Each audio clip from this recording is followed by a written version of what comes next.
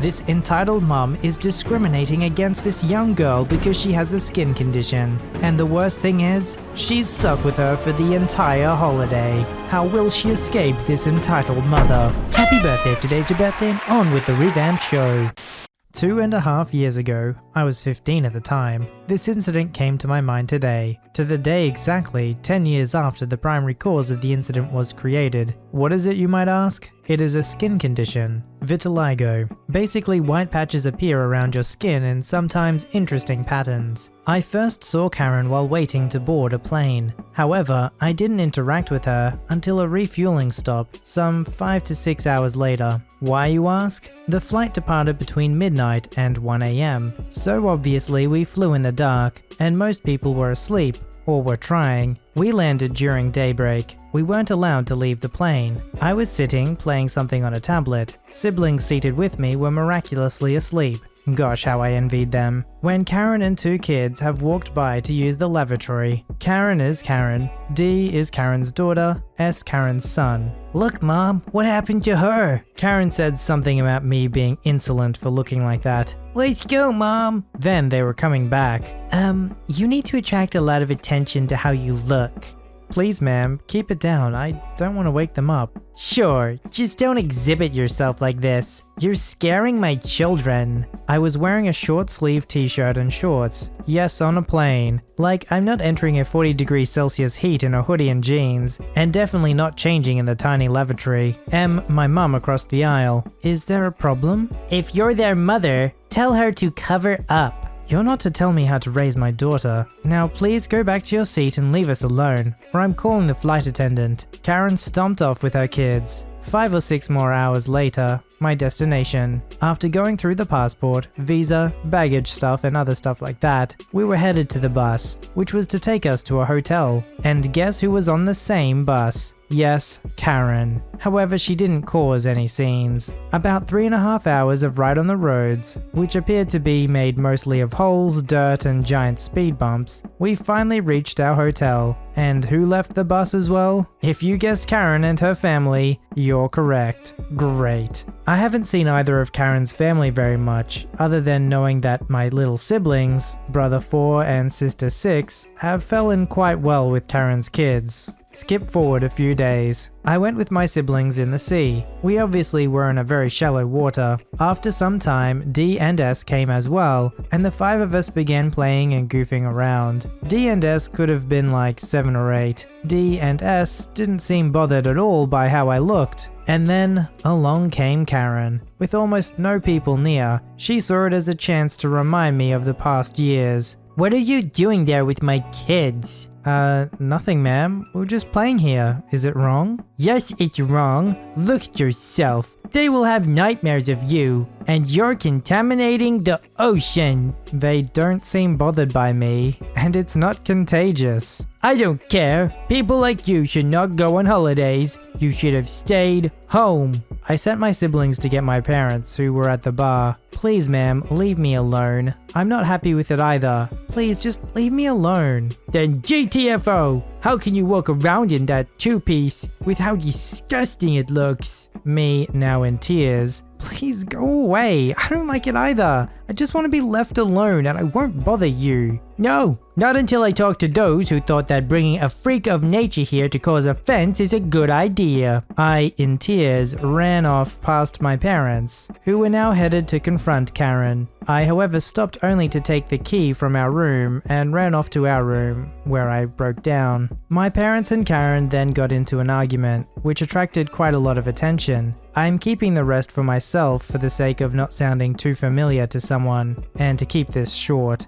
D and S weren't allowed to play with my siblings. However, I didn't get any more crap from Karen, and her husband apologized profusely when he met me by the pool the evening before our flight home. Karen never told me anything on the way home, neither did the rest of her family. Today, a much bigger part of my body is affected, yet I've never felt better about how I look Okay, number one, how on earth can you contaminate the ocean? It's the ocean. It's ginormous, plus it's probably filled with a billion diseases anyway. And number two, how awkward of a person do you have to be to actually go up to them and be like, why are you here? You don't deserve to be on holidays because of your condition. It's awkward enough if you just passively ignore someone because you feel uncomfortable by their condition, but to aggressively go up to them and be like, you don't deserve to be here?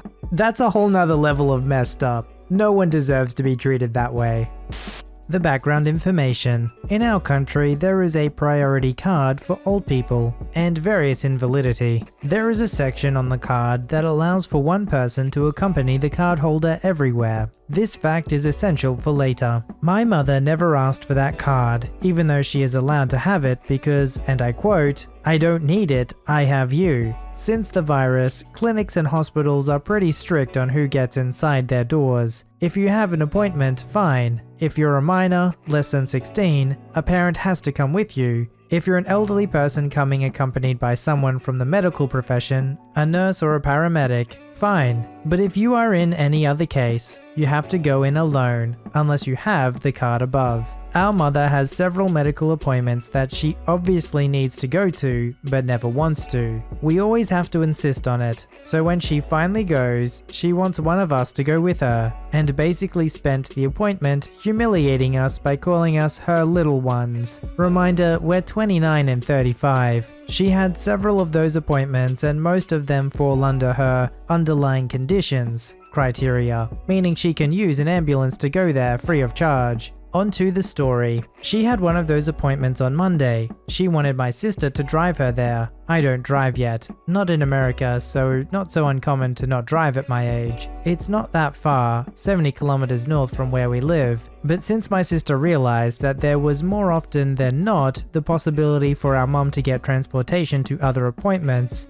and because she never gets a thank you and gets little to no warning, she's not really into the whole free Uber kind of thing. Furthermore, my sister suffers from chronic anxiety. One of the consequences of that is that it makes it difficult for her to do certain things like driving in a city, be in crowds, people or cars, in general. No one likes it, I know, but last time she went on full panic mode. It's not that big of a city compared to American cities. However, it is still the fourth largest city in our country, of about 500,000 inhabitants. My mother does not care. She saw my sister sink into a panic, but does not care. Keep in mind that due to the virus, my sister won't be allowed inside the clinic, so she will drive there in panic mode, wait for an hour or two, those doctors are never on time, and then drive back with my mother complaining, which I guess is how she breathes. I then proposed that we go by train, and then mum would take a cab from the central train station in the city center to the clinic, and my sister and I would go shopping. Going by train on her own is not an option for our mother. She refuses to do it because there are too many strangers on trains. For the cab to go to the clinic, the appointment and then back, we had about 2.5 hours of freedom. And well, mobile phones are a thing. They helped us coordinate and make sure our mum was not on her own in the train station. Despite her anxiety, my sister is fine with wailing in a busy street as long as I'm with her and make it look like I know where I'm going. Google Maps are my best friends. The problem was that due to a crossing issue, the trains did not stop our station anymore, but 2 stations to the north. So my mother wanted my sister to drive all the way to the clinic, insisting that it was the only way or she would not go because she refuses to go on her own or pay a cab all the way, even though she has money stashed in a bank account she thinks is hidden, even though I'm the one managing her money. I proposed a compromise. It's nothing but farms and small towns from here to the new departure station, so my sister could drive there if I was sitting next to her to help navigate using the GPS. My sister liked the idea, even if she is not comfortable leaving her car for half a day in a parking lot. It never stayed out before. Still, she prefers that than having to drive all the way into the city. The day was fine. Mum went to her appointment, and my sister and I got new pajamas from Primark. Our mum complained she was not sitting next to my sister in the car, though I would not allow it. She does not really help my sister with her anxiety. We currently are facing a similar issue with physical rehab prescribed by the doctor she saw on Monday, even though there are 2 ways for her to get transportation without having to pay for it.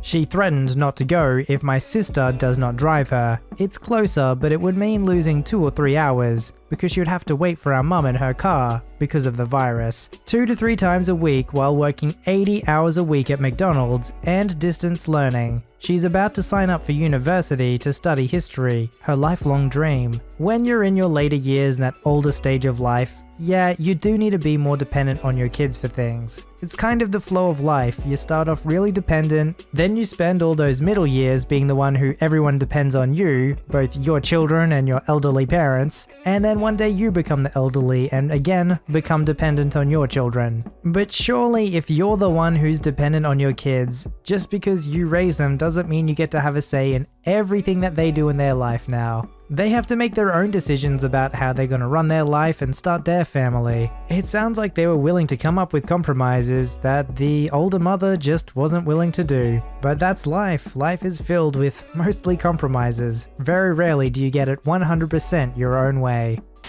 A bit of backstory. I, 21 male, work for a private company that gets hired out to work load-ins and load-outs for gigs that happen around my city, and sometimes further afield. Our main client is the arena in my city. We don't work directly for any one of the venues we get hired by, and we also have strict rules when it comes to the performers whose gigs we're working at. If we should meet the performer or a member of one of the bands, other than a polite greeting, we're not allowed to initiate a conversation unless they do it first. A speak when you're spoken to kind of rule. This will become relevant later. There's also 3 groups of people who work at these gigs. The stage crew, that's us, who will be wearing a hard hat, a high-vis vest, a random shirt, cargo trousers or cargo shorts, any colors, and steel toe-capped boots. The security guys, who wear a yellow jacket with the company's name on it, with black trousers and boots, and the arena staff, who wear a black polo shirt or hoodie with the name of the arena sewn on, and black trousers and boots. This is also relevant later.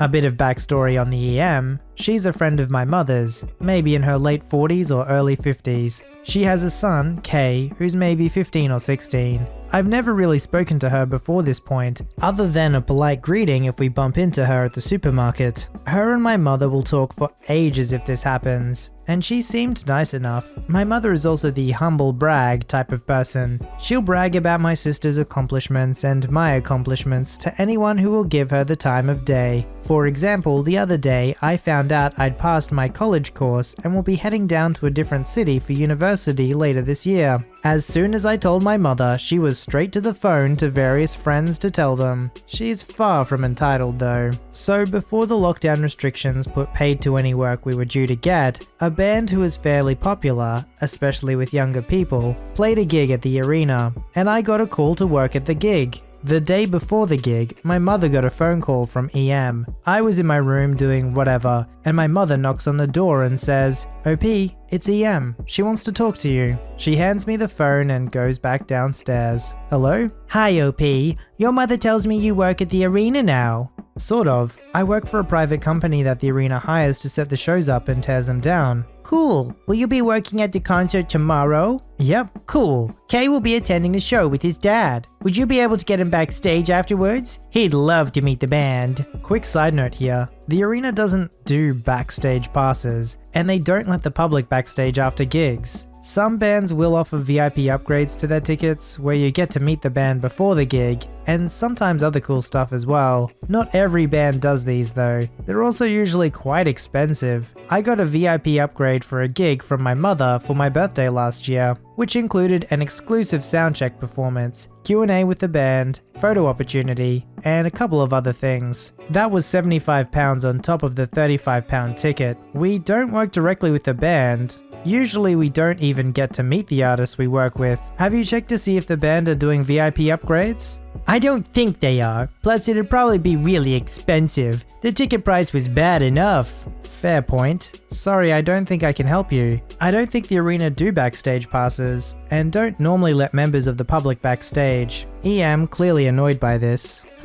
Okay. Can you ask around tomorrow at the load-in shift? Nope. The arena probably won't budge unless Kay's terminally ill or in a wheelchair. How dare you speak to me like that? Hand me back to your mother. I go back downstairs and hand the phone to my mother. EM tells her that I was rude to her, and refused to get her son backstage. My mother told me she'll deal with me and hung up the phone. She then told me that EM threatened to come down to the arena and give me a piece of her mind. She then told me not to worry. She knew I wouldn't be as rude to her as she was making out, and that she probably wouldn't follow through on her threat. The next evening, I arrived at the arena with a couple of my colleagues at 9:30 p.m. and half an hour before our call time. Our call time is usually half an hour before the show finishes, to give our boss time to make sure everyone who said they'd turn up has turned up, and so we can find out our role for the loadout, lighting, stage, trucks, etc. Get our color-coded high-vis, which we occasionally get to keep and wear at future gigs, and our sub-crew manager, for which role we've been given can explain the game plan for the shift. The security guys also don't let us in until our boss arrives with a list of who's working that shift. So once we were suited and booted,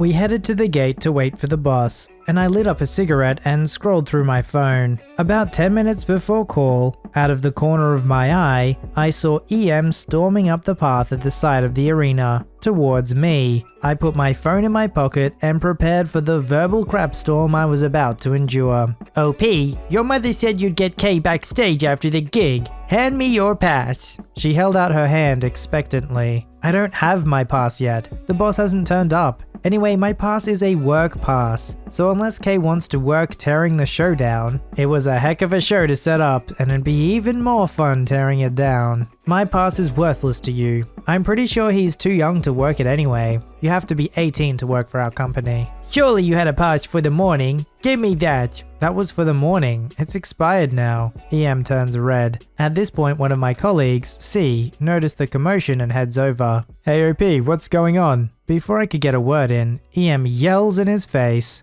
This boy said he could get my son backstage after the gig, and now he's refusing to let him in. Give me his pass. Whoa, whoa, whoa, I'm not the boss. I don't have the passes. His pass is a work pass. We're not even allowed to speak to the band, let alone ask them for favors. EM started cussing a blue streak at my colleague, and this got the attention of a security guard. What's going on here? He said my son could get backstage to meet the band, and now he's saying no. The security guard glances at EM, then me, then EM, then me again, with a suspicious look on his face. Is this true, sir? You know the rules in regards to this sort of thing. No, I've repeatedly told her I can't get her backstage, even if I wanted to. Ma'am, I'm gonna have to ask you to leave. Quite frankly, he's not my staff, and I don't give a crap if he gets crap from people. But his boss definitely won't appreciate anyone harassing his employees like this. I'm not leaving until my son can go backstage. The security guard lifts up the walkie-talkie on his jacket as if he was about to summon more security people to physically remove EM. Before he could press a button, EM gave a massive humph and stormed off. As she was leaving, everyone else around started bawling with laughter,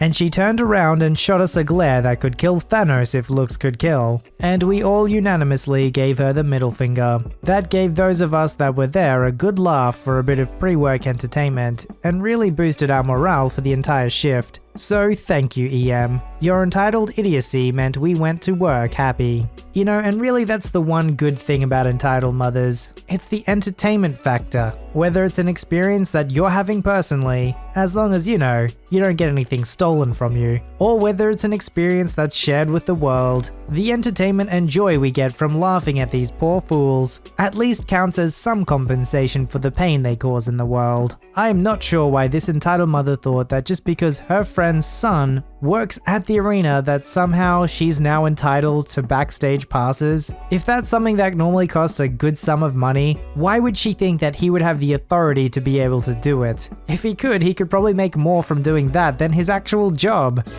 Submit your story to be read on the channel at VoiceyHereStories@gmail.com and join our Voicey veteran community at r/VoiceyHere. Don't forget to like, subscribe, and hit that bell to never miss an episode. Alright Voicey veterans, I'll see you in the next one.